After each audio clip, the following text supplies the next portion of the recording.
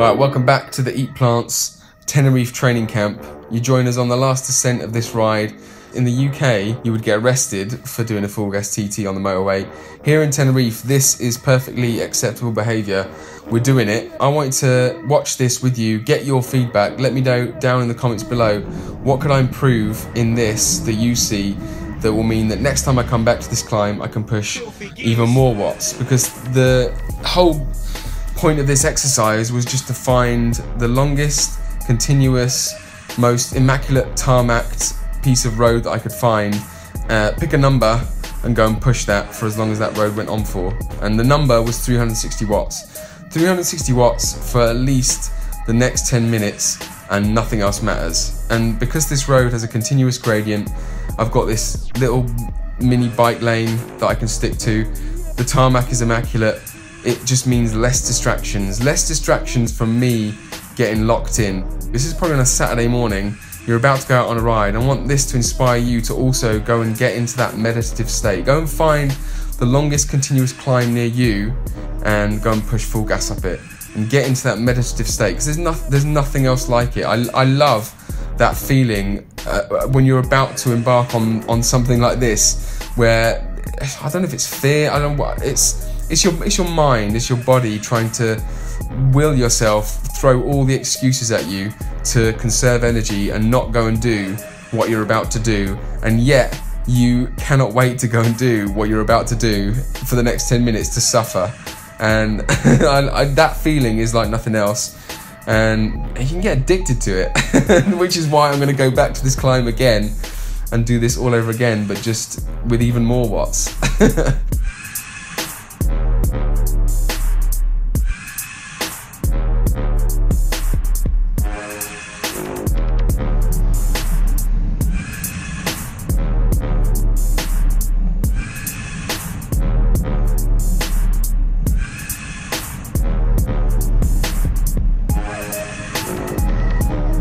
So, what are we learning? Cadence. I was pretty happy with the cadence. I wasn't actually looking at the cadence at all. I don't remember looking at the cadence. All I was focusing on was the number 360 and nothing else. If I saw, so on my Garmin I had 3-second power. Whenever it dropped below 360, I would just know to push a little harder on the pedals. Just keep that cadence a little bit higher and everything else just sort itself out. Because the thing is, I want as little distractions as possible. I don't want to be thinking about anything really. That's the thing. That's one of the cool things about doing these TTs, is that what do you think about when you're in a TT? And what you do think about is going to determine how much power you can push for how long. And so as soon as I get distracted by things like the road surface getting crappy, or the gradient changing, any change in gradient, you know, it means that you're broken out of that meditative state. And as soon as you're broken out of that meditative state, whenever you have to do something about the conditions that you've just entered into, it means that your mind, that is wanting to conserve the energy, panics. It starts to panic. Well, it panics you so that you stop, that you slow down. And you have to, it's your job to realize that that is the mind's job, and that that's not what you want to do. You want to slow your breathing back down again.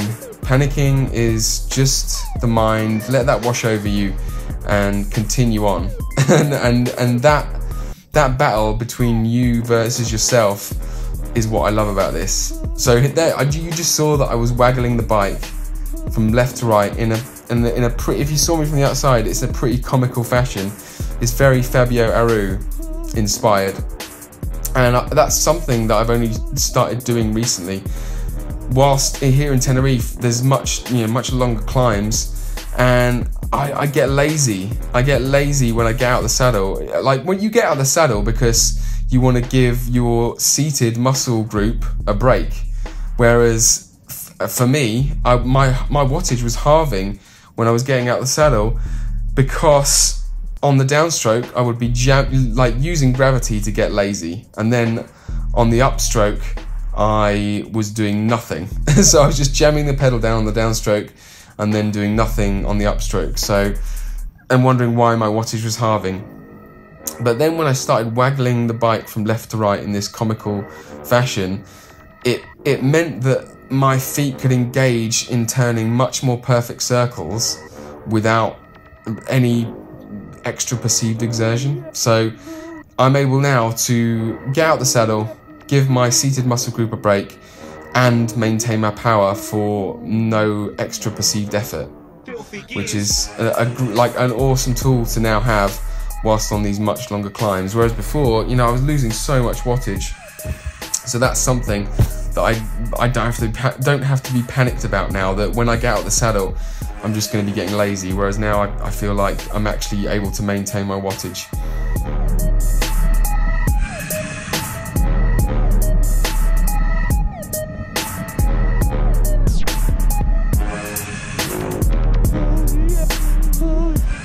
But yeah, anything that distracts you.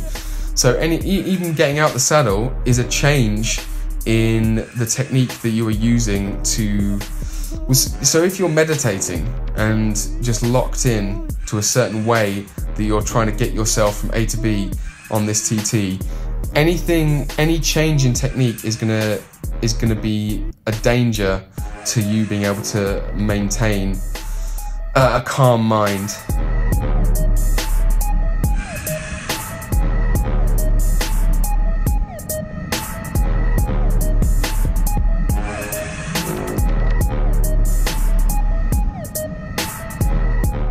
It's all about just getting out there and doing it and practicing the techniques that you will use in TTs like this. That, you know, the more you practice getting out the saddle, the less it's going to panic you when you really don't need it to. You know, the more you do something, the more you're going to get used to it. The less unknowns there are whilst you're doing a TT like this, then the more power you're going to be able to push. I guarantee it. You know, and I think one of the things that I need to get better at, that I need to practice more, is how I handle undulating terrain when I'm on my limit, when I'm at threshold. You know, making it so that I don't panic. That when the gradient changes and I see my watts go down, I know that I have a technique in my arsenal that I can just break out and be like, yeah, I can handle that. I can still maintain my desired wattage when the gradient changes like that. Because at the moment, I think it's one of my weaknesses in TTs like this, that as soon as the gradient changes or something panics me, whatever it is, then that is when I lose wattage. That is when I lose time.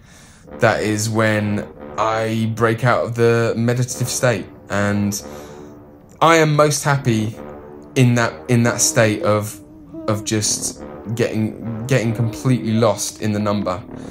If I could get lost in the number for an entire hour, then that would be my 5 watt per kilo FTP power for sure.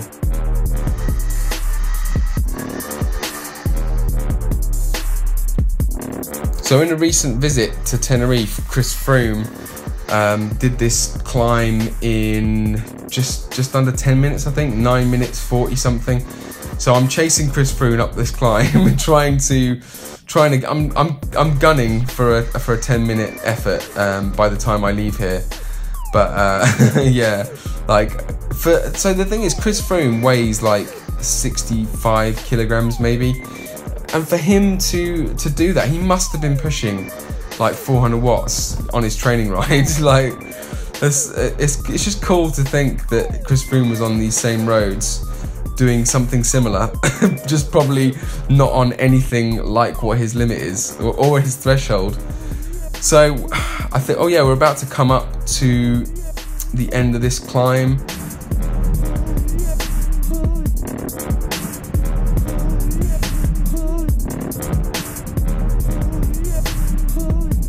waggle that saddle. Anything it takes to keep those watts up. But, you know, I think if I was to, again, just relax, I think that's where the watts are at. And it isn't about me. As soon as I lose my breathing, lose my rhythm, that is when my watts will drop down. Because if I could just keep everything consistent, as consistent as possible, and relaxed, that's when I wouldn't have to do this. I wouldn't have to get out of control and let the watts drop down. and I was pretty pleased. I haven't been let off the leash since summer last year, really, before my injury.